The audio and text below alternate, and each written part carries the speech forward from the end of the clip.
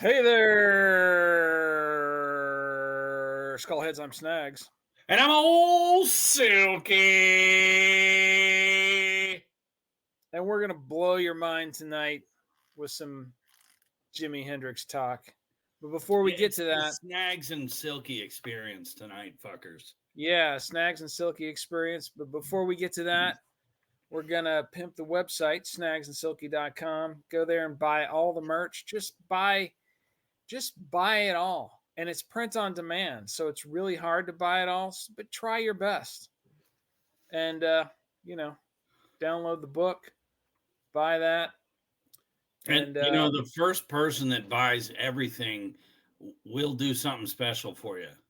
yeah, we'll give you a shout out on the next episode. How about that? Something. Not many people get that. Yeah, we'll give your grandmother a foot massage. Mmm. Delicious. All right. So Silky's gonna kick it off here, talking about the master of guitar, one of the best musicians to ever walk the face of the earth, Really. outside of Mozart. Right? Yeah. I think if Mozart were for some reason alive in the late 60s, he was innovative enough that I think he would have absolutely worshipped Hendrix. Oh, he would have been the keyboard player in that band. They would have had a Yeah. keyboard player, and it would have been Yeah. Wolfgang You'd have had Amadeus something like Mozart. UFO before UFO. Yeah, exactly. Isn't that who Shanker went with? Yeah. Yeah. So That's a different subject. But anyways, yeah. So Hendrix, born Johnny Allen Hendrix, November 27th, 1942, in Seattle, Washington. His father is in the military. Al Hendrix is off in the military, gets word that Lucille Jeter is pregnant with a baby, and so he's down in the South, and he asks for the normally granted furlough when there was a baby on the way. And so two things happen. His superior decides, well, you're black, so you don't get the furlough. And now you're a flight risk because there's a baby on the way. So they threw his ass in jail for 3 months. wow. Yeah. Good times. The white man's military. So he spends 3 years, going finishing out his military obligations. He doesn't see his son until he's 3 years old. By this point, Lucille has pretty much up and gone, and the baby is, kind of bounced around. Yeah, You know, his wife was Hendrix's mother wasn't she just slinging that pie all over yeah, town? she was a party girl, Yeah. strung out on alcohol. When she died in '58, due to alcohol related in like pancreatic. We could look it up, but it was something pretty nasty. But it's all from alcohol abuse. There you go. But Lucille and Al had a very volatile relationship.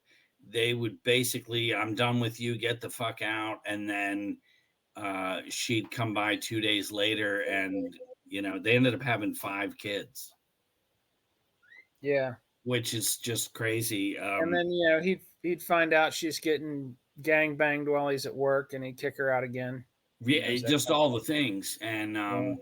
All the usual stuff, she would come by wanting to see her boys, Leon and Jimmy, and they were, younger at the time, and obviously those instinctual pulls to mom. And again, I relate to this so much. chasing after my mother. You know, so Hendrix had four Was your siblings. mother slinging that pie all over town? She was pretty. She did what she wanted. Let's just put Well, it there you go. there. But so in 1946 they changed uh, Johnny Allen Hendrix. They changed his name to James Marshall Hendrix after his father and late brother Leon Marshall. So that's where the Marshall comes in, and then so Hendrix had Leon Hendrix. The two of them would basically be kept by Alan Hendrix, and then Joe. So at one point they had three boys, and Joe, at 3 years old, they take him to an orphanage. And there's a story in the book Room Full of Mirrors, written by Charles R. Cross, that is um, I've read other Hendrix books.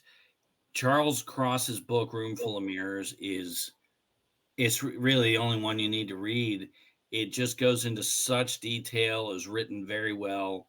Um, but in that book, he describes how Joe gets out of the car. He's this little 3-year-old kid and climbs up into the nun's lap, who's there waiting. And Alan doesn't even get out of the car.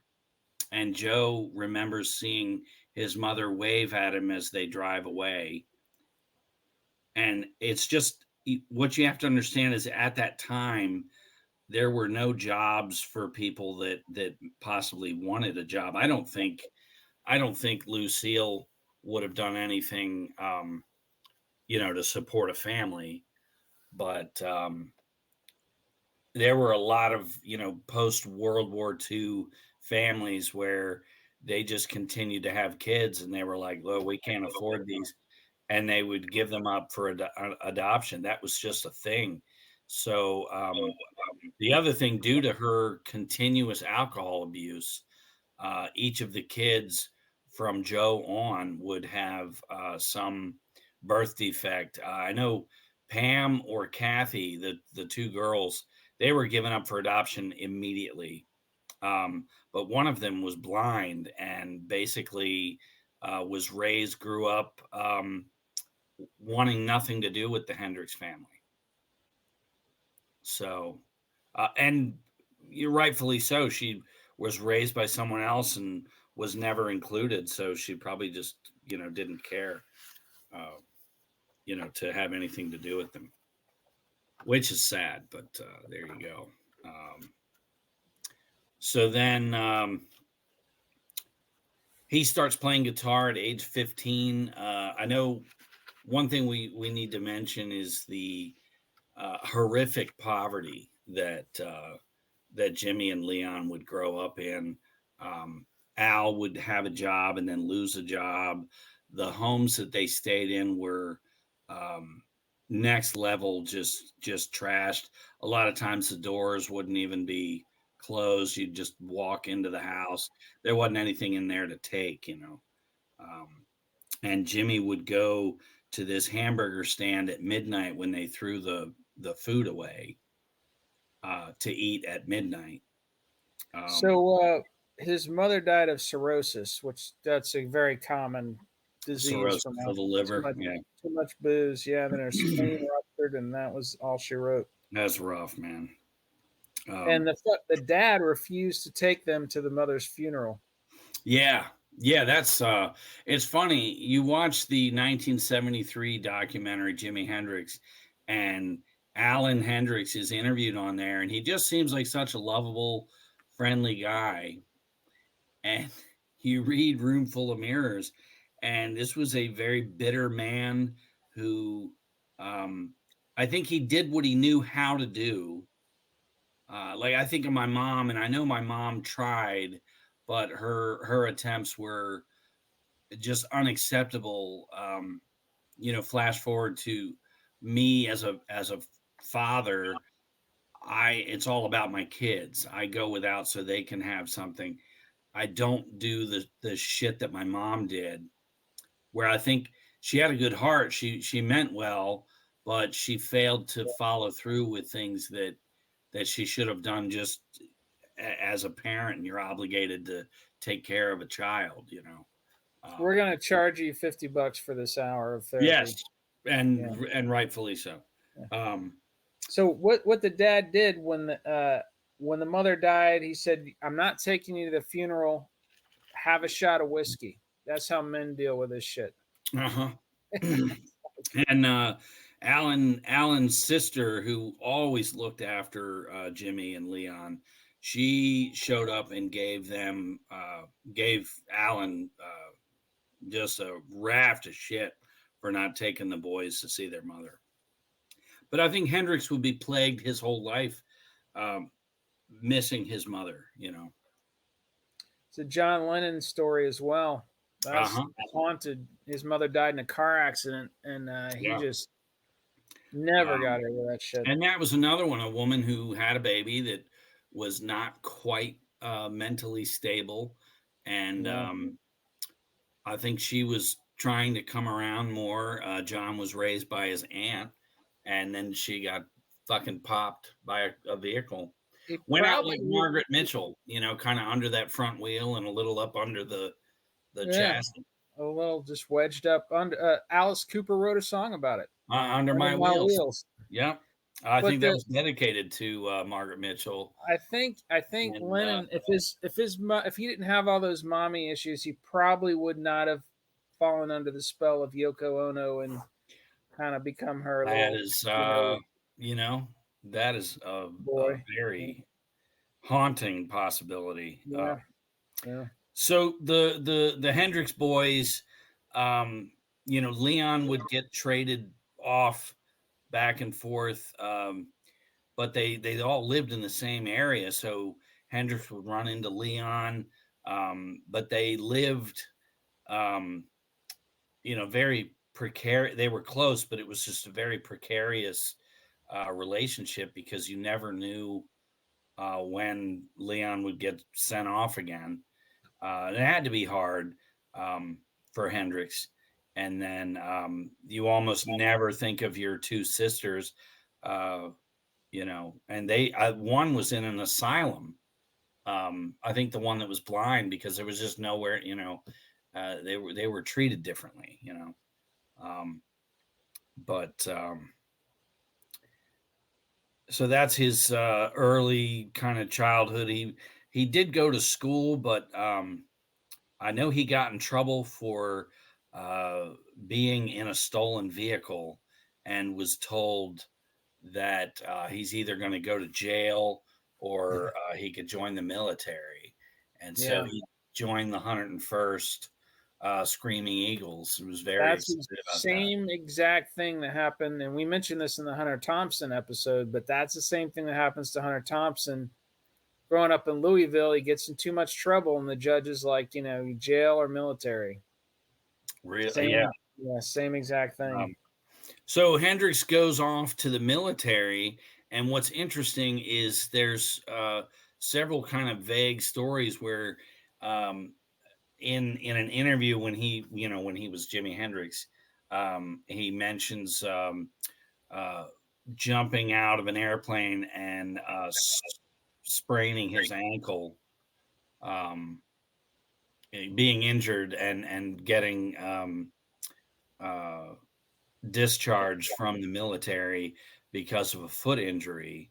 And then there's in Room Full of Mirrors, they discuss him saying that he just had homosexual urges that were he was having a real hard time not giving into those urges, and they kicked him out. Which that was quite the thing. You would just suddenly say you were queer and get Get kicked. out of the draft. My Get out of favorite the draft. though is what Ted Nugent did. Ted Nugent basically never took off his pants for about a week. He would just shit and piss in his Oh pants, wow. and so he goes into his draft board meeting after a week of just shitting and pissing in the same pair of jeans that he's wearing, Mm, and they didn't take him. that's amazing. That's Yeah. that's how you do that. I know Dwayne Allman pretended to be gay It's to what a lot of it was you a know, common so way to it get it out of was a military common service. thing. It was definitely a common theme. There's another story of somebody going in drag.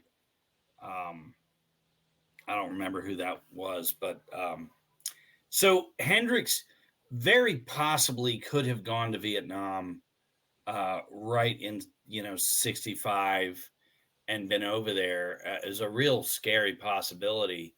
Um, and then so he gets out, and while he was in the military, he is basically jamming out uh, on the base, and another soldier's walking by. Um, and hears him, and that's Bobby Cox, who went on to be in Hendrix was playing guitar. Bobby the Cox Billy. borrowed a bass. Is it But yeah, Billy? sorry, Bobby Cox was the coach of the Braves. Yes, Billy Cox, that's where I went. yeah, Billy Cox, He Chuck played Barr, bass. he played bass. So Hendrix was playing guitar, and Yeah. he said when he's walking by, here's this cat jamming on guitar in the other room. He said it sounded like a cross between John Lee Hooker and Beethoven. Nice, Like I got to play with that cat, nice. and Yeah. he So said, yeah, they start playing all the different bars and stuff. So you've got that connection early on in the early '60s. So he gets out, and he's playing guitar. Is obsessed with it. He becomes a sideman on the Chitlin circuit, playing all across the country. He joins up with Little Richards, the Isley Brothers, Curtis Knight, a slew of different bands. King King Curtis, Curtis. Joe Tex. No, Joe Tex recommended him to the Isley Brothers. But Oh, yeah, he okay. played with a lot of these cats, Little Richard, all these Yeah. cats. So he's constantly being reprimanded by band leaders because he would just break out and jam. And there was a respectable spot to just be, third guitarist on the left. And Yeah. Hendrix just was never going to be. Stop putting the guitar behind your back. Stop Yeah. playing with your teeth. He played He with was, Wilson Pickett, Slim Harpo, Sam Cooke, Ike and Tina Turner, Jackie Wilson. I mean, it's just a who's who of the R&B yeah. circuit, But yeah, he was never going to just hang back and, do that. But, the poor guy, he'd come from nothing. So he's out on the road. He would write letters to his dad. So even though it was a really hard childhood and everything, you had that kind of familial connection. His mom had passed. All he had left with his dad. So it's almost endearing that despite everything that they'd been through, that he was so drawn to his father the way he was.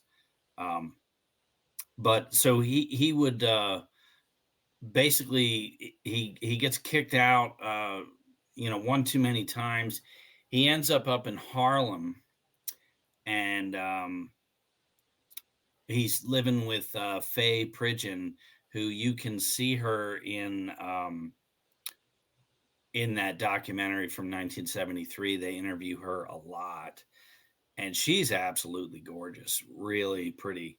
But they lived in Harlem, and he's playing there, and it's so cutthroat. It's so hard to El Condor.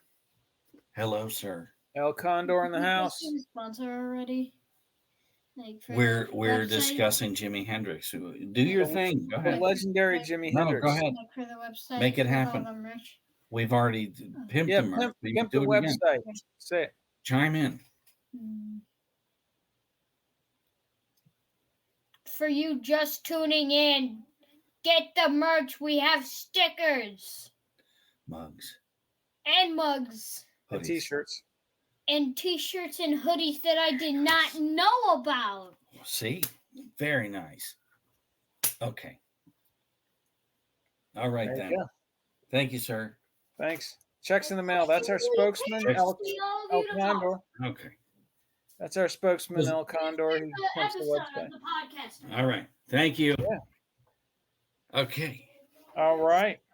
I have no idea where I was, but so he's in Harlem with Faye, and they're scraping money together. Every once in a while, they'll go eat at Faye's house, and she says how Faye's mom just thought Jimi was just a bum and that she should do better. And Jimi at the time is just playing guitar and trying to get along, and problem was, though, he's in Harlem. He won some Apollo contest, but he got like $15. So it wasn't. It just was never a big deal. But what needed to happen is he ends up in the Village, and he's playing at different clubs in the Village, and so now he's where somebody of importance, someone who might have money, may see him, and so there's a whole story too in the documentary we're going to link, 1973 documentary, about how he tried to sit in with these jazz cats in the Village, and they just didn't want to have anything to do with him, and he'd just be sitting there, hey, can I sit in? And they'd be like, no. And then he'd go up and ask him again. No. Mm-hmm. But this documentary, it's pretty amazing because it was obviously filmed in like 72, released in 73. You got Lou Reed, you got Pete Townsend, you got these girlfriends of Hendrix that are still young and beautiful, and really laying down some interesting insights too. You got Eric Clapton and Mick Jagger, all these cats right in their prime. Just I right think after you see Hendrix. Chaz and Michael Jeffries in there. I don't. Michael Jeffries was the manager for the Animals and then became manager for Hendrix. And Michael Jeffries took millions of dollars from Hendrix during his run. Basically, these artists, a lot of artists in the 60s, 70s, from Colonel Parker and Elvis to Alan Klein and the Stones, Black Sabbath, all these bands were basically just touring. They're surrounded by whores and drugs, groupies, and drugs. And basically, they would just go to their manager and say, hey, I want a car. I want a house. And so the managers got millions of dollars and would throw, 50 grand or whatever here's you a need. Car, here's a house, here's some hookers and some blow. Yeah, leave me alone. And, so I watching this documentary, I realized that I had seen this at the Rhodes Theater in about 1983 with my mom and her boyfriend. Nice. I'm like, holy shit, I saw this when I was like 14. It's amazing. Already. It's a great documentary. You cats should definitely check it out. Good. But continue on with your so enter Linda Keith. She's Keith Richards' girlfriend. She sees Jimi in the Village, meets him, and they become pretty good friends. I have it right here. By May of 66, Hendrix is struggling to earn a living wage playing the R&B circuit. So he briefly rejoins Curtis Knight and the Squires for an engagement in one of New York City's most popular night spots, the Cheetah Club. During that performance, Linda Keith... Not to be confused with the Cheetah strip joint in the not totally different. But Linda Keith notices Hendrix, and she's completely mesmerized by his playing. She invites him to join her for a drink, and the two become friends. He basically spends the night at her apartment. They're talking about music. They're playing all these Bob Dylan records, and it was really a platonic thing at that point. And the whole time, Hendrix is terrified that Keith Richards is going to and rightfully so, get jealous or pissed off that Jimi Yeah, Hendrix. because Richards wasn't, banging groupies while he was on tour while Yeah, Linda was in probably her not. band. Of course Yeah, of not. course Yeah, not. Yeah. would never. Yeah. But so she invites Chaz Chandler to come down and see Jimi play at the Cafe Wah. Didn't Interesting she enough. didn't she invite Keith first? And Keith was like, Yeah, I don't see what the big deal is about this guy. yeah. But Keith was jealous. He was also jealous, yeah, but Yeah. Keith passed up on having anything to do with Jimi Yes. Hendrix. Kind of like Gene Simmons and Eddie Van Halen. But speaking of Eddie Van Halen, Gene at least tried. Gene yeah, recorded demos with Van Halen. David Lee Roth's uncle owned the Cafe Wah. Yeah, I know. And, Yeah. There's some synergy here. Yeah. mhm. The club in the village, yeah, where Hendrix and Dylan and all those cats would play. Yeah, would play the Cafe Wah was a big Yeah. deal. And there's a story too. Danny Roth, David Lee Roth's uncle. There's a story about Les Paul catching Jimmy James and the Blue Flames somewhere, and Les Paul telling his son, we should try to sign this guy. And they thought about it and then forgot about it. And I think 3 drinks later, they're talking about something else. Yeah. And then Hendrix is over in England. But yeah. So it was an interesting thing. It was mentioned in, I think, a Les Paul documentary. But so Chaz Chandler, the bass player for the Animals, by 66, I think the Animals had broken up, and they did reform with some different kind of a rocky thing, and then it became Eric Burden and the Animals. But Chaz basically became Hendrix's manager. He wants Hendrix to come to England because he's like, look, you're never going to break in the States, but England is a lot smaller and there's this new budding music scene there. I can break you in England and then we can come back. That's all where all his connections were. Yeah, he was from England. Yeah. Exactly. He knew how to do it over there, but he did not have the same foothold in the US. So Hendrix's only demand is that he get to meet Clapton and that Chandler would provide a ticket home if things didn't work out. And that's in 1966. And so I just want to insert one thing. So he goes over there and gets to see Clapton's playing, right? And I think was it with Cream at the time? The jam? It was October of 66. Yeah, and nobody would ever dream of going up to the stage and asking Eric, "Hey, can I sit in with you guys?"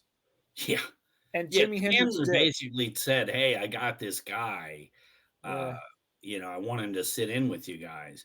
And I would say that Clapton was a bit put out, but said okay. Like Cream was like, "What is going on?" Like they weren't quite sure what the hell was going on. And before we go further, Hendrix worshipped Bob Dylan. Okay, and Dylan is known for having a really off-key voice. And Hendrix was being told constantly that if you're going to make it, you have to sing. You have to sing as well as play your guitar.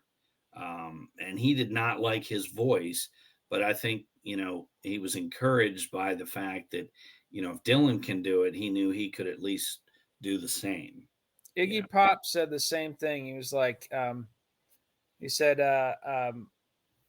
Bob Dylan was singing, Alice Cooper was singing. There are all these people singing who weren't really classic singers. He's like, so let's sing. But that's the one area where I think Jimi Hendrix had bad taste in not liking his voice, because you and I were talking about this earlier today, but I listened to Jimi Hendrix music, and there's a song, a couple songs on his Jimi Hendrix Experience albums where Noel Redding is singing, or the Yeah. Banded Gypsy stuff where Buddy Miles is singing, and you're like, it doesn't feel. I love his guitar, and I still you'll still listen to those songs and dig the guitar, but it doesn't feel right when you hear that guitar. You want to hear this motherfucker shouting over the music, Mm-hmm. you Mm-hmm. know, and he had a perfect voice for that. I For think that he had a guitar great sound. voice. Yeah. Much like the way that David Lee Roth's voice fits Eddie's guitar playing, Yeah. or You need a gravelly, bluesy, earthy voice, not some pretty fucking Sammy yeah, Hagar bullshit. yeah. You know? So Dave with Eddie, Bruce Dickinson with Steve Harris. It's Jimi the Hendrix voice with of that Jimi music. Hendrix. Jimi Hendrix's voice with his guitar playing. Yeah. It is exactly. It just fits. Exactly. It's what's needed. Yeah. Yeah. But yeah, Noel Redding singing "She's So Fine" is, it's fine. It's one song on that whole album. It It's would have sounded interesting. better if Hendrix was singing it. That's just my It's opinion. interesting to me is Axis has some great songs on it, but it is horrifically overshadowed by Are You Experienced, and obviously Electric Ladyland. Um, but it's still a great record by itself. Um, but it certainly is the redheaded stepchild between those two records. But so Hendrix goes on stage with Cream, and he comes on and they do Killing Floor. And, these guys are used to Willie Dixon's version, or even Albert King's electric blues version of Killing Floor. And Hendrix comes out and does this really fast up tempo, and Ginger Baker and Jack Bruce are just keeping up with him, and Clapton's just like, what the fuck, um, so Clapton actually skulks off the stage, and he's found backstage just smoking a cigarette, waiting for Jimmy to finish, and I would say no one knew what the fuck to do with his sound. It had not. Yeah, if you think of, you had bluesy shit. You had Cream, you had John Mayall and the Blues Breakers and all that, which was Yardbirds really yeah, kind which of kicked it was up. pushing the envelope, but this Yeah. is like kicking the door down. Yeah, The let's level of do that distortion. quote. Do that Bill Hicks quote right now. All right, so we did a Bill Hicks episode recently, and so this kind of ties back into that. But Bill Hicks, he's got this routine where and Bill Hicks was coming into his prime in the '80s, which was a terrible time for mainstream music. You've got it's like kind of like now, where Yeah. everything that's mainstream just blows, and there's good stuff out there, but like now it's going to be like Woe Fat and Clutch, and it's going to be this stuff that isn't really topping the charts. Well, and In even the that's 90s, older. I mean, who knows what's, and I'm so opposed to commercials. I listen to whatever in the 90s, and and then the 60s and in the 70s, you had bands topping the charts that were phenomenal, and very unlike the 80s and like now. And so he's basically talking in that context, and he's like, said, you remember when music had a conscience, and music had a soul, and music had balls? Does anybody remember that at all?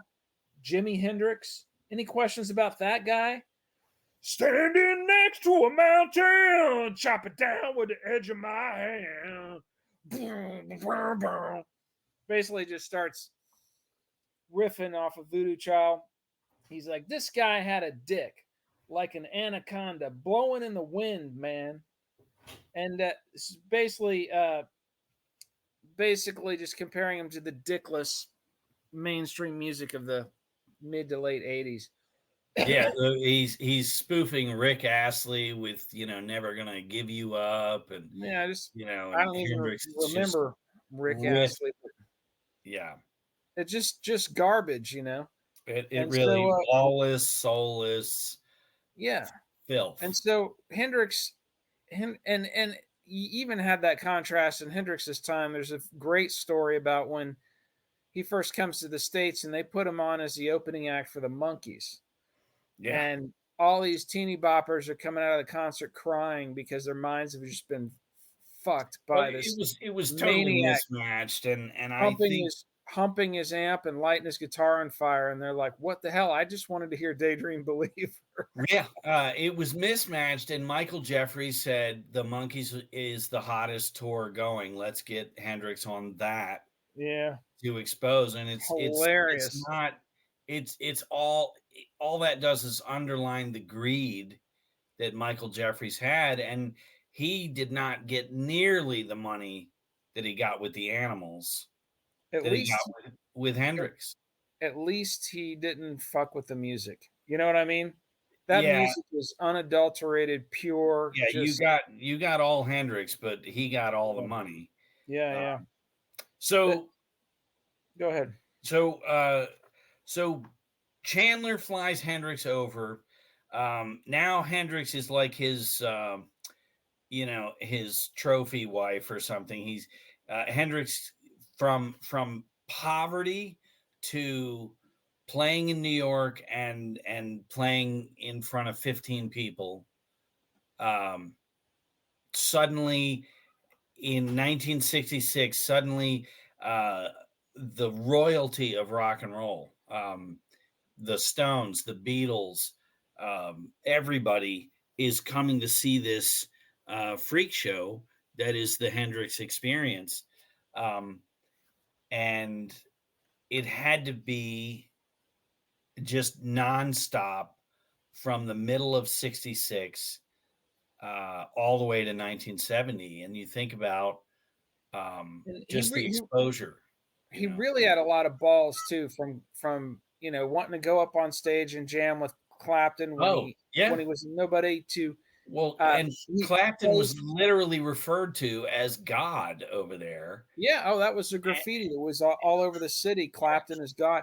But then he plays the Royal Albert Hall and knows that the Beatles are coming to see him. Yeah, And they had just dropped an album called Sergeant Pepper's Lonely Hearts Club Band. And he opens the fucking concert with Sergeant Pepper's Lonely yeah. Hearts Club Band. And that could have had that fallen flat in any way. It was a thin line. It could have been received as an insult Yeah. to I mean, the guy England's, had the Beatles were cojones. England's baby, Yeah. um, Yeah.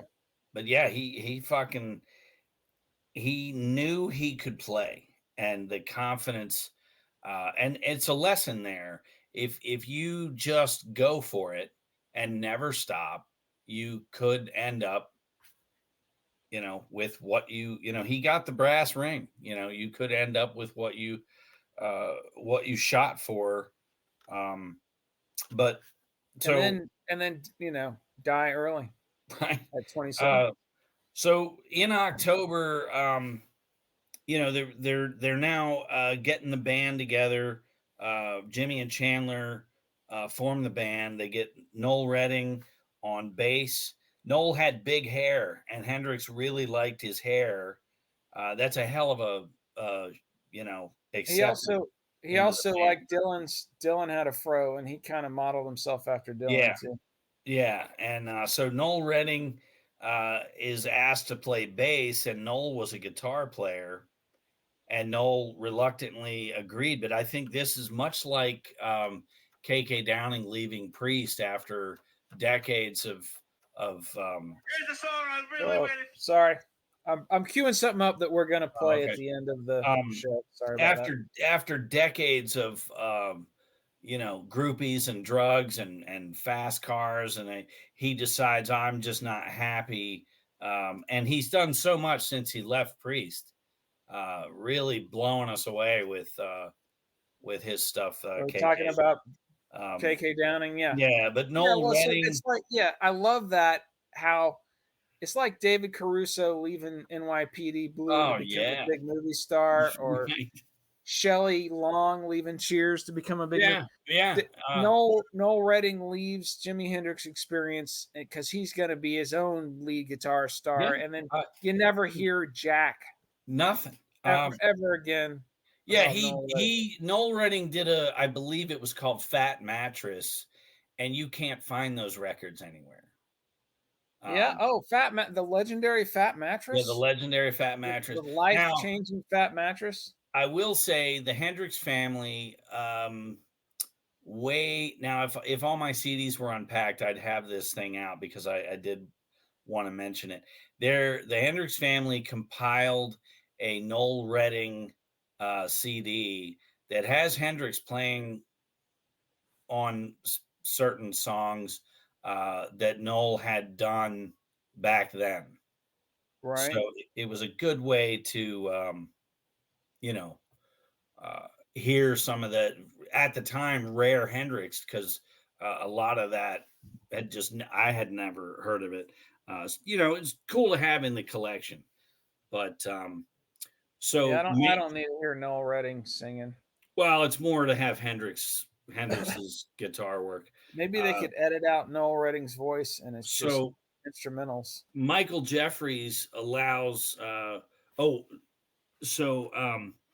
before Hendrix went to England, messing around with Curtis Knight, PPX Records, Hendrix signs this contract with them, and basically, contractees for every product you make in the future, we receive so much royalties from, and blah blah blah. He apparently was a bit of a whore that way. He would just sign contracts with anybody who would give him a few bucks.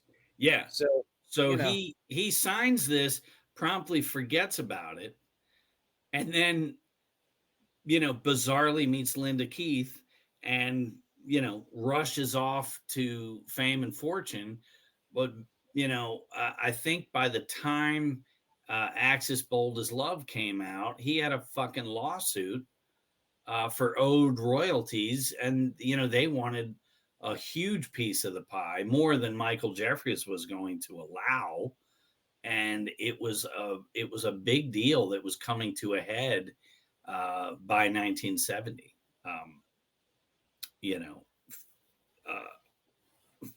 For doing these breach of contract or whatever.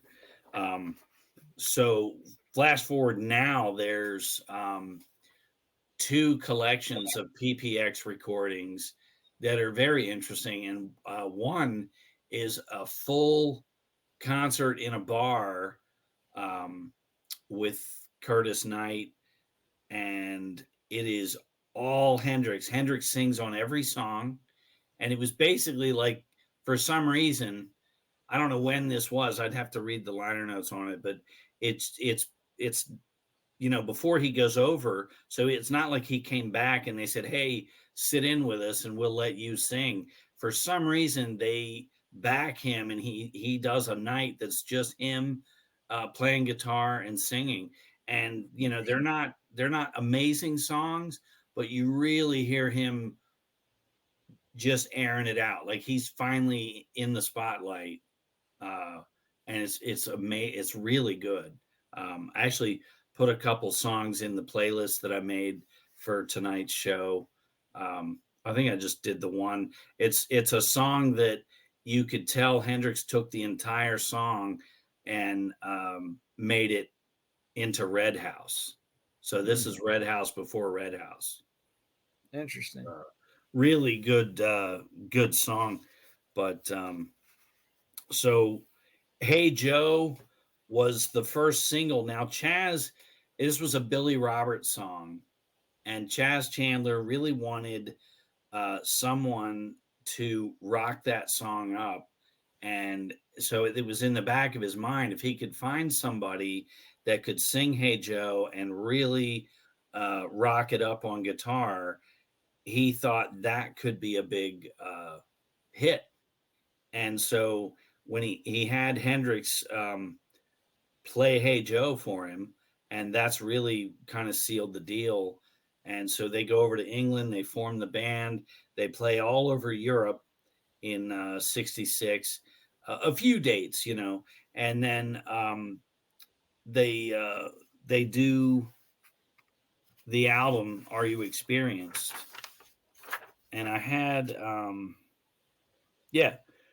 so it comes out in May of '67. Are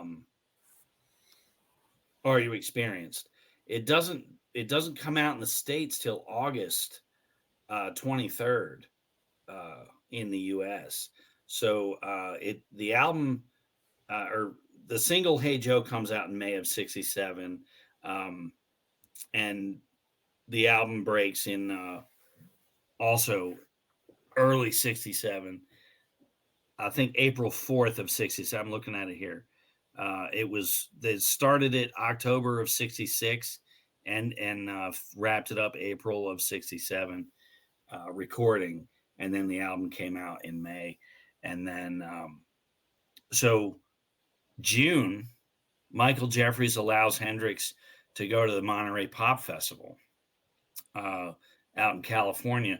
Now, Paul McCartney had invited him out there, and he told the board of directors, putting this all together, that he would agree to be on the board if they allowed this unknown guy from England to come over and play. And so that June, without an album in the country, Hendrix debuts at the Monterey Pop Festival. And you got to get the little story in there, which you might have been about to say, but just in case, I'm going to throw it out there. In England, he opens for the Who for a gig, and just completely blows them off the stage.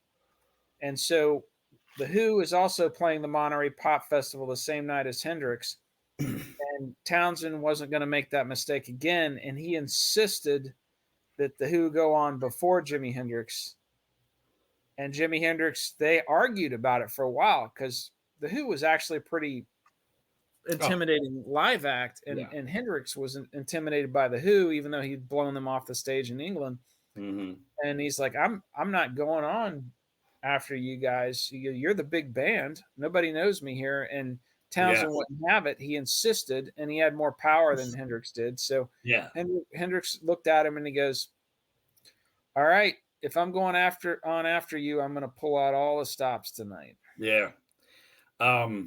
So they played 9 songs, and I still think that Hendrix's gig at the Monterey Pop Festival is possibly the greatest gig of all time, ending with Hendrix burning his guitar on stage. According to the Room Full of Mirrors book, Hendrix had burned his guitar at other shows in Europe, and it had gone over well. But the only time I had ever heard of him doing that was at the Monterey Pop Festival. And that the performance is captured by D.A. Pennebaker's documentary Monterey Pop. And that would come out later in the year, that really sold the band to the rest of the country. It really blew them up. But they just killed at the Pop Festival. Him burning that guitar, the documentary, he's burning the guitar. You see the classic shot of him splashing the guitar pick guard with the lighter fluid while it's burning, and he's kind of feeding the fire with the lighter fluid and doing his fingers over the, for the warmth of it and everything. And Hendrix always said it was sacrificing something that he loved for the audience. And so that was his intent. Could you imagine being this like naive hippie? Oh, really the camera pans to the audience, and you literally see jaws to the ground. These, you got to just think these are these innocent kids on acid, and it's all about peace and love, and they're going to hear the mamas and the papas, and that, You're tripping on a tab of acid. Everything's colorful and beautiful. This motherfucker comes out and lays down a concert like that, and it's getting dark, and the night is falling, and he ends up burning his guitar when nobody had done that before. No, he comes out. He opens with "Killing Floor." He's screaming, "Rock me, baby, rock me all night long," blending his voice with the guitar, and then hits you with some originals, "Hey Joe," and possibly "Purple Haze." But then closes with "Wild Thing," and at the time, the Trogs, that was a huge hit for them in '66. That song had been played to death, and he knew nobody wanted to hear that, but they did their own version of it, and so he hits them with "Wild Thing," and then ends with "Feedback" and burning the guitar, and he smashes the guitar and throws the pieces a into the killer audience. cover of "Like a Rolling Stone" in there too. Yeah, and it's a beautiful version of "Like a Rolling Stone." Yeah. He had such a love for Dylan, and you hear just probably a very over nervous,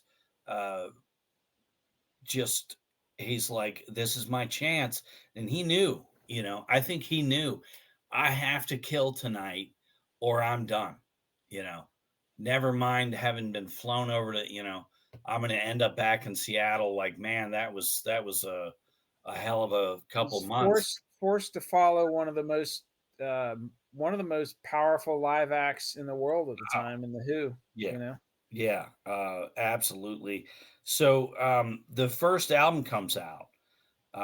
You got anything on Are You Experienced? No, I'm witty banter tonight. You're the notes guy. Look at the track list of that album. Hey, we're gonna let you record an album. Yes, you can play, and hey, you don't have to do much. We're gonna bring in a good bass player and a good drummer, but you still got to write songs. Yeah. And Hendrix, just this first album, you got Foxy Lady, Manic Depression, Red House.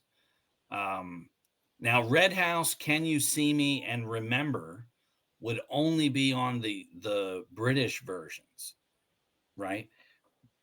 The US version, they had Purple Haze, Hey Joe, and Foxy Lady.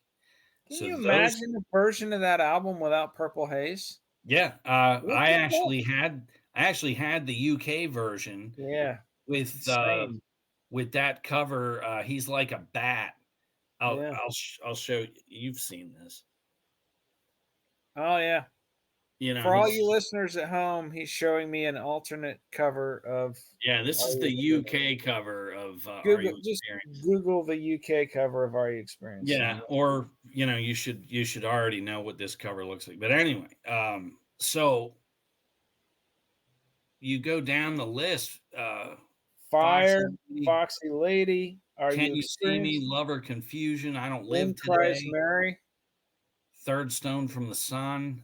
Just fucking phenomenal, unbelievable. And then the plethora of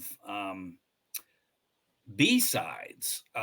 Stone Free, 51st Anniversary, Highway Child is one of my favorite Hendrix songs. And that is just killer. The Stars That Play with Laughing Sam's Dice is a real trippy single that there are some versions of Are You Experienced that had that with it. I've never seen one, but that was a single, Stars That Play with Laughing Sam's Dice. And that ends up on some of these, Hendrix has just been oversaturated with posthumous releases. Yeah, just go on Spotify and look. It's never ending. Yeah. But anyway, so that first album, stellar set of songs. Michael Jeffries has them going nonstop. I really think this pace led to Jimi's demise. Management was just all about that grueling tour album, no time off, go. And we talked about this before. Hendrix was the top draw, highest paid performers, and he was always broke. And the record industry, like we said, had done that, chew these guys up, spit them out. When we talked Apparently, about the whole Electric Ladyland thing too, building that studio put a lot of stress on him. yeah, and that would have been an investment, and I would say through the 70s, Hendrix would have probably gotten into producing when he Can you wasn't doing his imagine? own thing. Oh my Yeah. God, it's really Air Supply lived and he didn't. yeah. What kind of that proves Um, there's no God yeah. Well, right there. they weren't in the same type of demand, and so they schedule release date for Axis Bold as Love was delayed because Hendrix loses the master tape of side one of that LP. He leaves it in the backseat of a London taxi. And so, with the deadline looming, um, Hendrix and Chandler and Eddie Kramer have to remix most of side one in one long overnight session. And in Hendrix's mind, they were not able to match the quality of the lost mix of If Six Was Nine. Mm. Noel Redding had a tape recording of that mix, which had to be smoothed out with an iron as it had gotten wrinkled. It's Yeah, just that's some crazy. high tech Yeah. Pro Tools type stuff right there. Yeah. During the verses, Hendrix doubled his singing with the guitar line, which he played one octave lower than his vocals. And Hendrix was disappointed about having to remix the album so quickly. He felt that they could have done better with that whole album had they been given more time. Which I agree. They were just get this stuff out, bam, bam, bam. I know, but if you think of them, I mean, there's still some classics on here: Spanish Castle Magic, Little Wing, Oh even yeah, if Six Was Nine, Castles yeah. Made of Sand, Bold as Love. You know, Yeah, and that was what I was getting at too. Is um, uh, Little Miss Lover's a great song. You Got Me Floating. A lot of great tunes on this one. Again, a little overshadowed by the previous and the next album. Um, but and then they're right back touring. And if you look at Hendrix's all too brief career, all of these concerts are even talked about even then as you know moments in time, these historic the Monterey Pop Festival. This is just a couple. They played everywhere, but the Monterey Pop Festival, the Olympia Theater in France. I actually Dagger Records was something started by the family, and they released quite a few bootlegs, and a lot of Hendrix's tours, a lot of his shows, they have released as CDs. So you never know. Every once in a while, they'll come out with something else, and it's like even though you've heard "Hey Joe" or "Purple Haze," Hendrix played them differently every time, much like Dwayne Allman. I was just thinking about that. Yeah, You just never know where they're going to go. But so just his live shows this is just a small handful. Monterey Pop Festival, Olympia Theater in France, Clark University, Hawaii, Woodstock, Isle of Wight, Winterland, Fillmore East, the San Diego concert is a great one. Atlanta Pop Festival, Royal Albert Hall, um, Madison Square Garden. They're just massive moments in just such a short period. And did your dad see Hendrix at the Atlanta yeah, Pop Festival? yeah. So that was I was getting to that next. So if you look at a map of the United States, my mother lived in Wyoming, and her and a girlfriend steal that girlfriend's father's car, and they planned this all summer, and they steal her dad's car, the girl that lived across the street, and they drive from Wyoming stair step down. Now this is in 1970, so you did not have highways. You had dirt roads and I hate to break it to you, but they small had towns. highways in 1970. No, but not like now. The Eisenhower interstate system was created in the 50s under Right. Eisenhower. But you had speed limits that were like 30 and 50 and small towns and dirt roads and crazy, these two girls drive Go from with that. Wyoming all the way to Byron, Georgia. My dad is up in Baltimore, and him and a buddy just spur them on. Hey, you know what? Let's go see Hendrix. And it's all over the radio that they were playing there. And so my dad and his buddy drive down to Byron, Georgia from Maryland. And my dad says they pull in and they park their car, and there's a car that, their hood's facing the other hood of, this other car.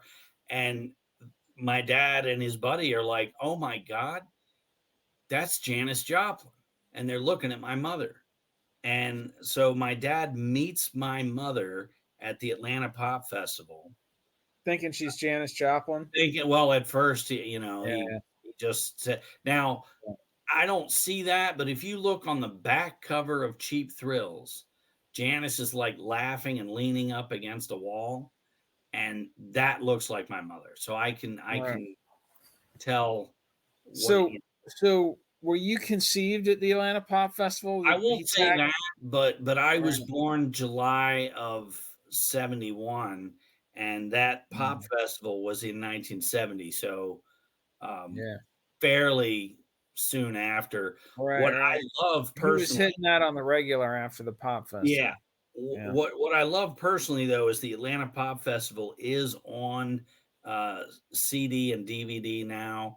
So it was really cool to actually hear the show that my parents, and so I have a strong connection to Hendrix, because had they not traveled from such completely no possible way for them to meet each other, right? Because of Hendrix, to see Hendrix specifically, I'd be doing the show with some other idiot instead of you. Right?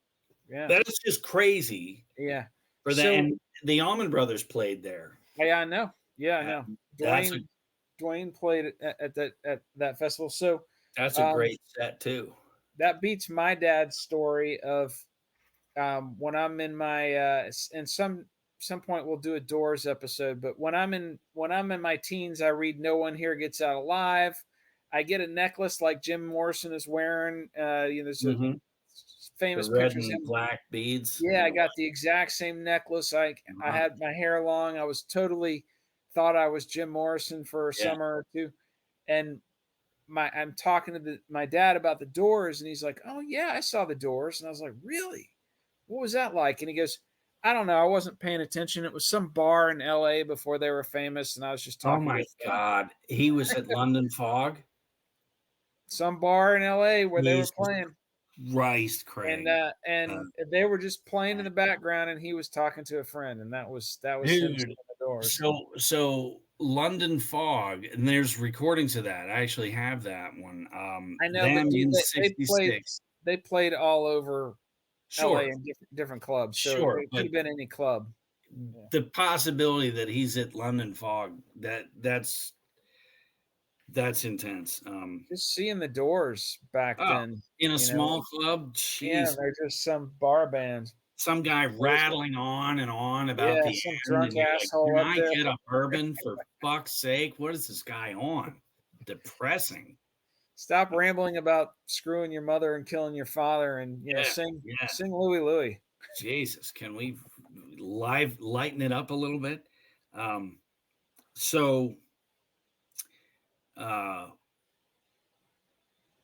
What was I going with here? I do want to take a moment though and make an important distinction between freaks.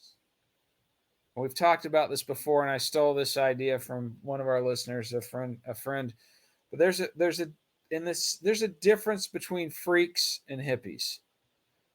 Hippies are like these naive, supposedly peace and love type people who are usually sociopaths and will And kill they'll you. kill you if you don't agree with them. Right. And freaks are stone free motherfuckers who do whatever they want. And Jimi Hendrix was a freak. Yeah. Yeah. And so was Jim Morrison. Yeah. So mid 68, the well, December of 67 is when Axis came out. It was released in 68 January in the US. Then we talked about Axis. Electric Ladyland comes out October 16th in the US and actually came out later in the UK, which is kind of fun. It's the only album where the release date was Reversed. for the UK, Massive double album. All kinds Yeah. of great shit. Just loaded with good stuff. It is. It's a masterpiece. I used to refer to Electric Ladyland and Exile on Main Street as like the Old and New Testament rock and roll Bible. Oh yeah. And really Zeppelin's Physical Graffiti comes in. That's another one right up there. Yeah. The Beatles' White Album. Those are all massively successful double albums. Except the Beatles' White Album has number 9 on it. Yeah, that's one song, but and I know they begged John not to put that on there. I know, but that's the one blight on that album that makes it not and the beauty of it is you can skip it, But so Hendrix is like really tired.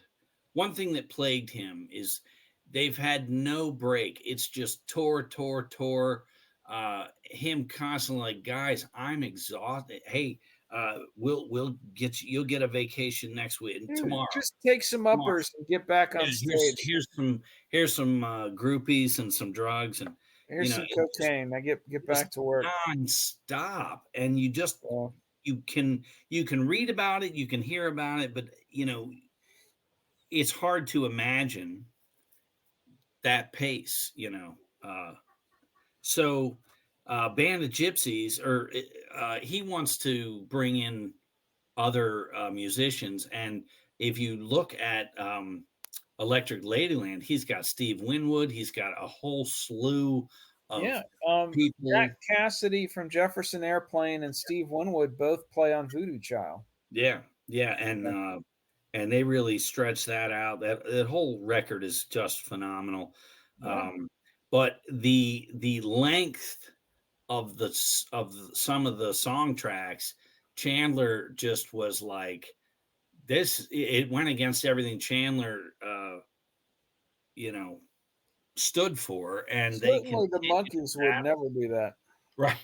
They continued to battle about, no one's going to listen to a song that's longer than 2.5, 3 minutes. And Hendrix was like, I'm not making music for them. I'm making music for me. And plus he didn't realize what Hendrix did. When you light up a big spliff and put those headphones on, you'll listen to number 9 even. Yeah. You know what I mean? You're listening to what I play you, goddammit. Yeah, you're listening to, hour-long songs. Yeah. So Hendrix really shattered that time thing, with Electric Ladyland. And so that album comes out. It was delayed due to the construction of Electric Ladyland studio. But I say delayed. It came out at the end in October of 68, and Axis came out January of 68. So Christ, it's not even a full year, 9 months later, here's a double album. And basically they were on tour, and they literally would fly into New York, spend a couple hours working on a song, and then they're back on the road flying out again. It was just that kind of pace. Brian Jones is on one of these songs.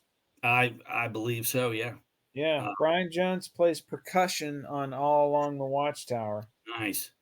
Frickin' Al Cooper piano Oh on yeah, Long Hot Summer Al Night. Cooper was a huge blues British Yeah. personality. So Noel Redding is just continuously, almost like KK Downing with Priest, irritated at.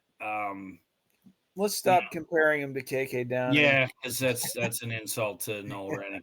It really Um, is. but he just was really irritated that Hendrix wanted to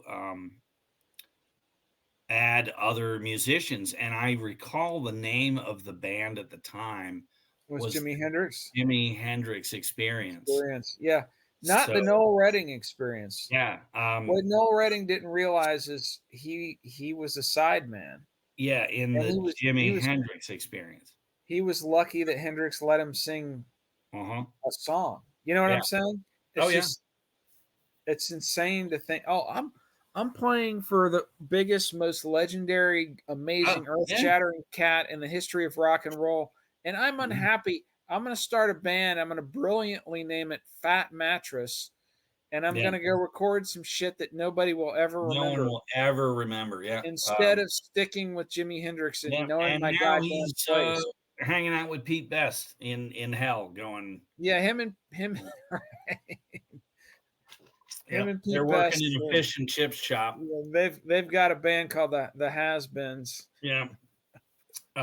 So in '68, England releases Smash Hits, which compiled a bunch of A and B sides that had I been had that on vinyl when I released. was a kid. Yeah, When I was a I little had the kid. poster, and I still have it.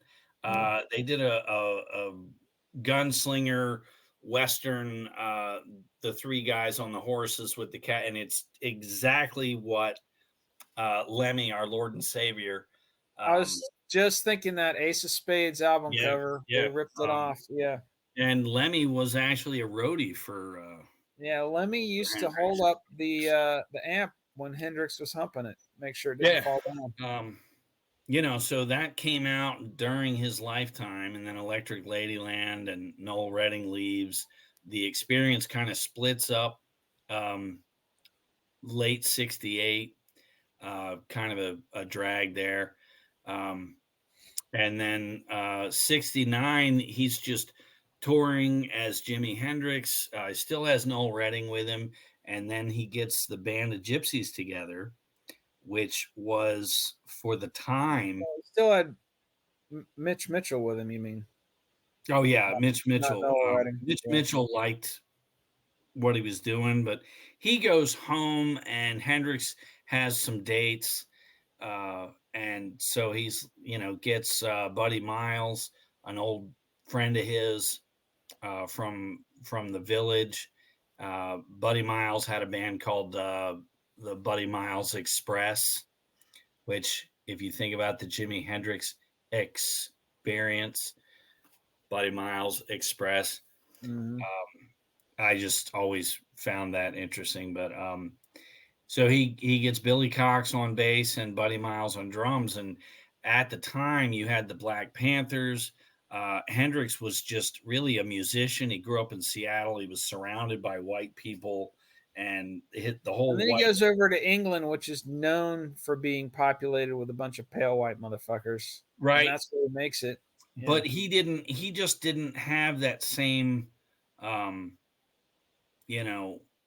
abuse or racial thing. He just didn't see it the way. No, he got a lot. He white. got shit in the military when he went to, was it one of those Fort Benning or one of those? He got racist. Yeah. I'm sure he saw plenty of racist. Oh, I know he did, but I'm saying he was a musician. He wasn't caught up in the current politics of the day. Yeah, it didn't turn it. People react differently, Yeah. If you look at the blues cats, like Mississippi John Hurt loved everybody. And then you have people like Son House, who just never trusted another white person the rest of his life because of the way he was treated growing up. Sure. So people react differently, and there's validity to all these points. Oh yeah. Hendrix was just an inclusive cat. He would jam with anybody. He was like, they wanted, hey, you're charging so much at your shows. You're selling out. You should Whoa, let he got free and flack. you He got know flack for not jumping in on the Black Power stuff, and yeah. he did get flack from the community. Yeah, And that's just it's just one more thing towards the end that he was dealing with because he just wanted to play and hey, you gotta sell, you gotta stand over here, you gotta speak for your people. And he's like, man, I'm just trying to play. I don't I just don't think he thought that way, yeah. that I got famous so I could now carry the torch. He's just, I just want to play. Yeah, it's not enough just to be an earth-shattering, groundbreaking Yeah. musician who changes the way Yeah, guitar is played you forever. gotta, You got you to gotta, do whatever I want you to do as well. yeah. Yeah. And that's just a shame. But there's an interesting story in Room Full of Mirrors. Is he would go back to Seattle a few times when he was, on this merry-go-round circus of touring and album and touring, and so he would breeze in and see his family, and then other times he would breeze in and not tell the family he was there yet, so that he could just sleep. And even then, when he's trying to sleep, he's got groupies, and it was just It's hard to sleep when constant. you've got When you got these. 15 girls in bed with you. I mean, Yeah, exactly. I And just hate it. there's a great story too about Leon. His brother used to audition groupies for him.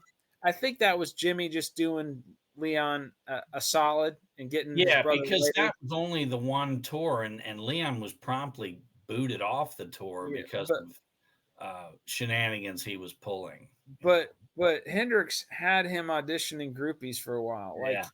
if they wanted to sleep with Hendrix, they had to sleep with Leon first. And I remember Yeah. listening to an interview with Leon on a podcast, and he's saying, "Yeah, sometimes he'd sleep with the girl once, and then he'd be like, I'm still not quite sure. Let's do it again."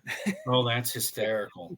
Because I tell you, Hendrix was just constantly, you read that book, and he just had some pull with the Yeah, ladies that and especially as he got richer, I don't know yeah. what Yeah. that pool could have been, but Mhm.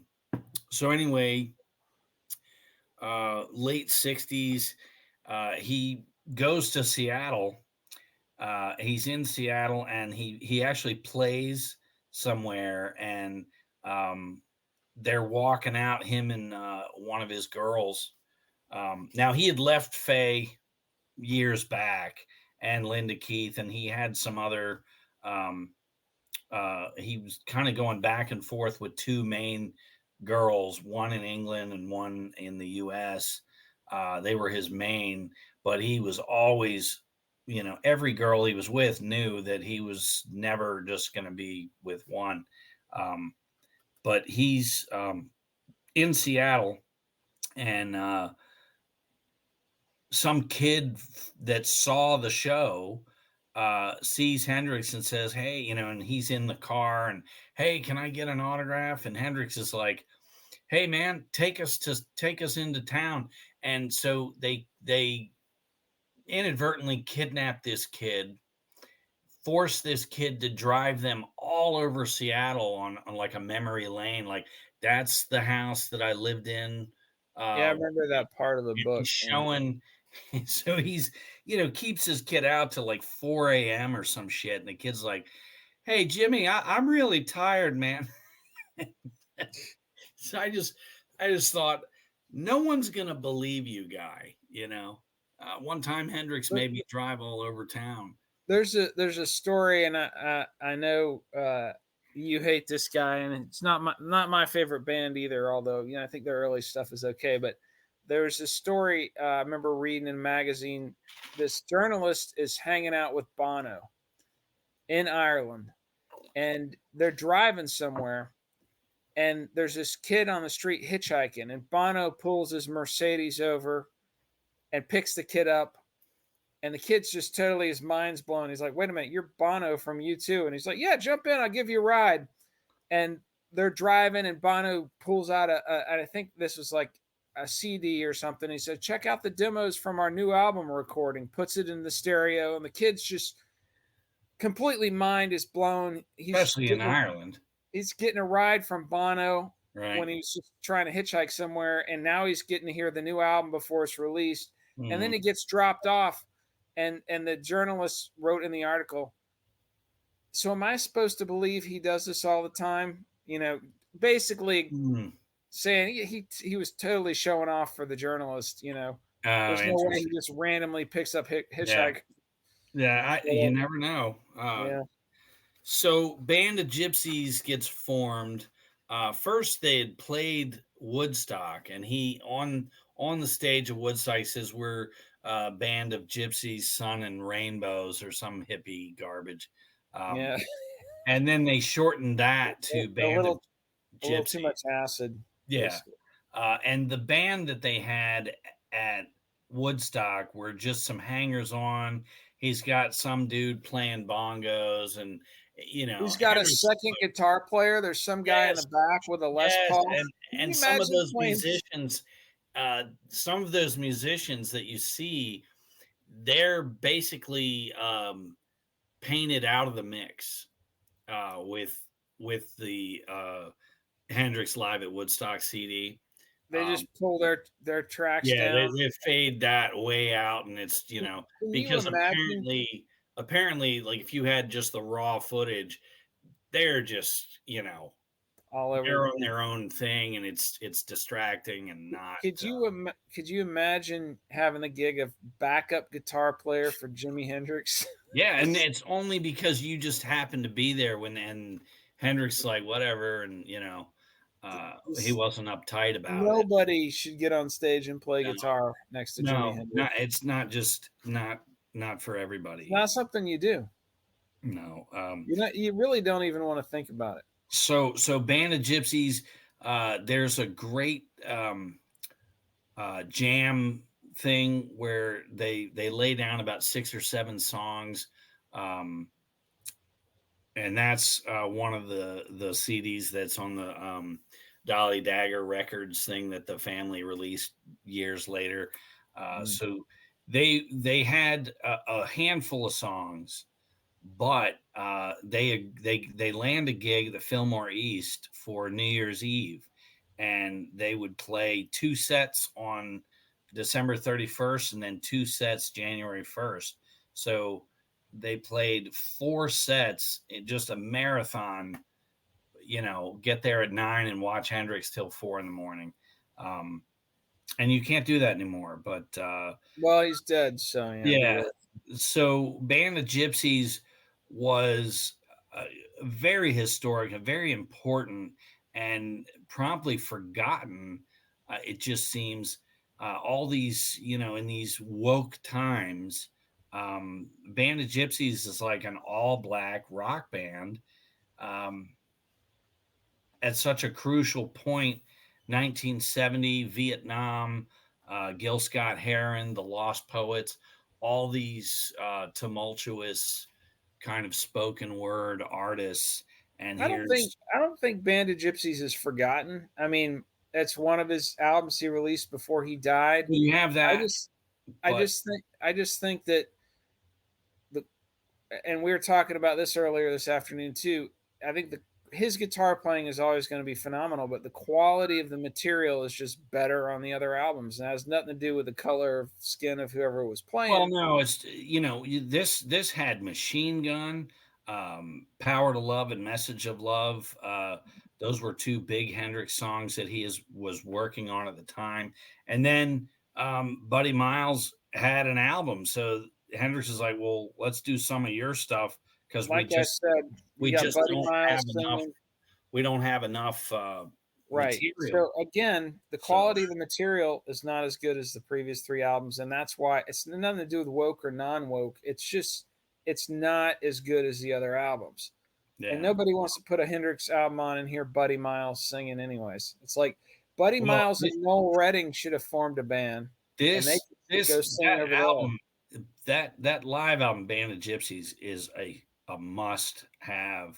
Yeah, it's not as good as the other stuff. Just to have Machine Gun and and there's a great cover of, or a great version of "Hear My Train a Comin'," so there's a box set of a bunch of shows from that time. Is basically Hendrix at the Fillmore East is what they call it, but it's all those.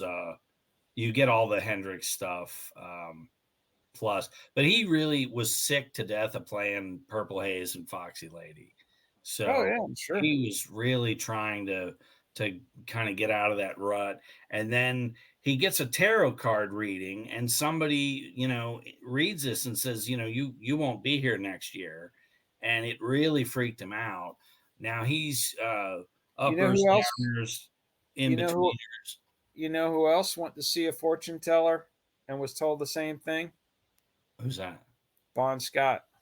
Really? Yep. Did not know that. He was told that a year or so before he died, that his time was almost up. So Hendrix is like, all maudlin and, well, I'm not going to be here. And, and people are like, what are you talking about? But so in the span of 4 years, he's just exhausted, and he's in England. And he's hanging with this girl who, they're doing the same thing every night, drinking, drugging, all the things.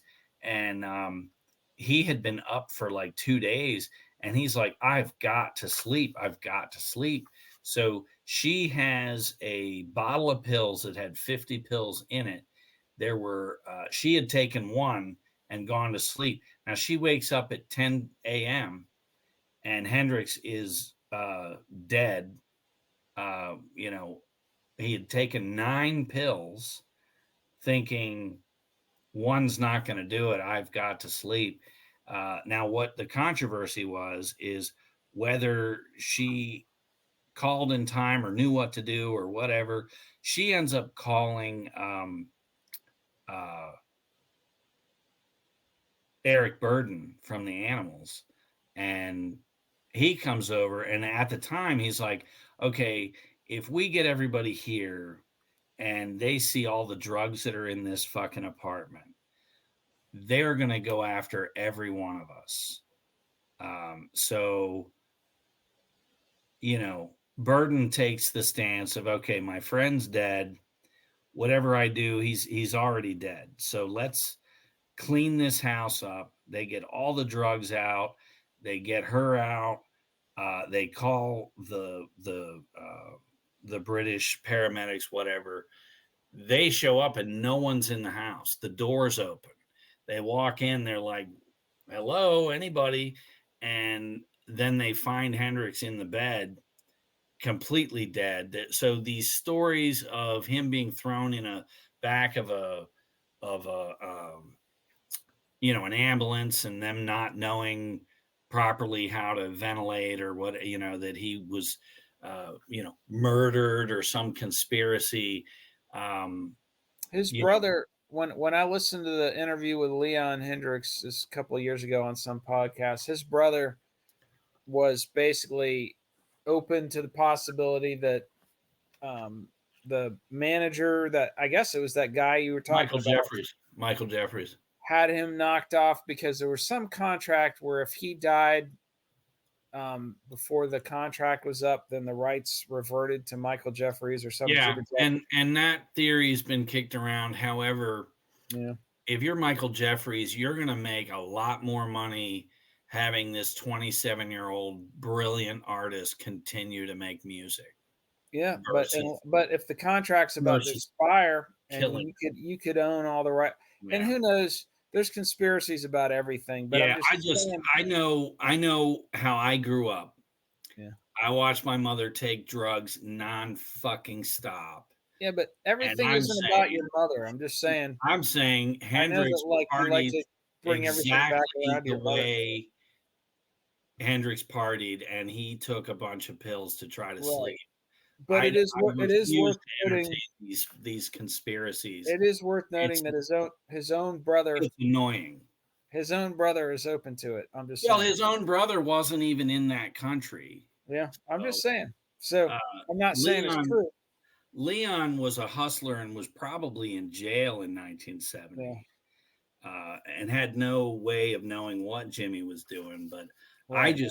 it just makes so much sense, that pace. And this all happened in 4 years. He goes from being a nobody playing in a little bar 4 years later. That is like someone started high school in 66, and before they got out of fucking high school, Hendrix was dead, Yeah. start to finish. It's just so short of a time. Like Buddy Holly, Yeah. same kind of thing. Richie Valens had all these hits in such a short time and gone. Yeah. It's just unheard of. Janis Joplin. Yeah. Now Joplin would die in October. Morrison died in July, and then Hendrix died in September. What a shitty fall! What a shitty summer and fall that was. It's phenomenal. And again, it's the FBI killed the top 3 people. There's that's the alternate conspiracy theory, is that it was it's great. It makes for it makes for a great discussion. But these people partied and drank and boozed. They died because of them. I just don't. I really think that all was overdoses except for John Bonham. The FBI had every reason to take out John Bonham. Yeah, so that's Jimi Hendrix. The end thing. Michael Jeffries disappears in 73 in a plane crash. I think he owed a lot of money, and I would not be surprised if he didn't fake his own death and drift off into the night with millions of Hendrix's money. That's a conspiracy theory. So, but who knows? I think he's dead too. It's too fantastic. Well, it is a fact though that Jim Morrison and Andy Kaufman were seen hanging out together in Aruba. I think Andy Kaufman had a really successful third career as Barney the Purple Dinosaur. For sure. That's been proven by science. Yes. So do we want to end with the song we're going to end with? Well, just real quick. Michael Jeffries dies in 73. Alan Douglas, another parasite, puts out 4 posthumous Hendrix albums that had some really good songs that you do need to check out. Stuff on Crash Landing and War Heroes. All this shit on the playlist. Loose End. All of that is on the playlist. It all got rescued in the posthumous albums that Janie Hendrix compiled later. But the Alan Douglas albums, he brought in other musicians to fill in a bass or a drum that had never even met Hendrix. And so you got like the bass player from Bread. Somebody from the Knack. Somebody from the Knack is actually, and it's just it's not right. It's just such a travesty. So that was the 70s, and then through that decade, Alan Hendrix was fighting, trying to kind of streamline the whole thing. There were too many things with his son's name on it, and the family not getting any money, and it was just like, what the fuck, man? This is this was my son, and this, so they win the lawsuit. They get 10 million, something insane. Al leaves it all to Janie Hendrix, Jimmy's. So Al remarried, and Janie Hendrix. There's no love lost between Leon and Janie, because they screwed him over bad. Janie was a stepsister who never even knew Jimmy, never met Jimmy, and the story is at the she controls everything now. Yeah, it all gets left to her, and Leon's like, "Hey, man, that's my brother," and she doesn't even cut him in. It's like, dude, I used to audition groupies for this guy. Yeah, I just with all that money, I'd be like, look, this is a family business. If you want to be part of the family, you're more than what how much could you? Here's a great place to live. You got the pool. If you want to be part of us doing the reissues, no. We'll let you pack T-shirts, whatever you want to do. So Joe and Leon were not cut in.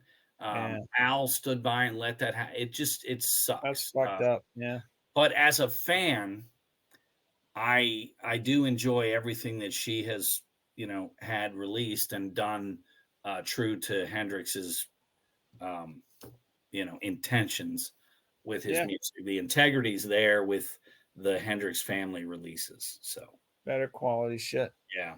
So are we ready to wrap up the episode? Yeah, as far as I know, they late 2000s they did finally do New Rays of the Rising Sun, which was a compilation of the songs that Hendrix had written down to be on the fourth Hendrix album that took 25 years to finally come out. Late 2000s they did 3 other albums that compiled all the songs that had been thrown around in the 70s with bullshit art, and they did it down. There's a lot of tracks on the box sets that have come out and stuff that are just instrumental with no bass or no, or it's just how it was recorded. Yeah, there's like a bare bones drum and bass that Hendrix played as like a this is kind of what I'm thinking, and we'll get a bass player on this later. And those are enjoyable songs.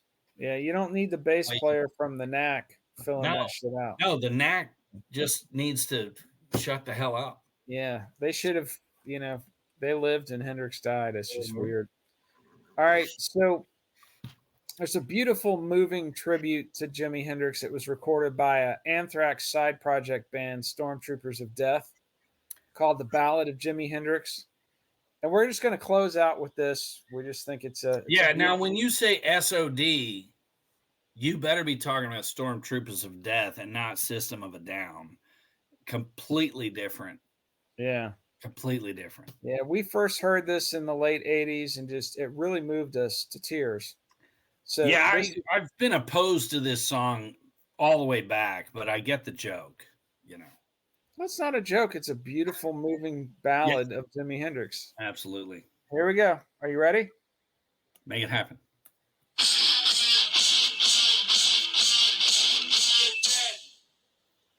One more time.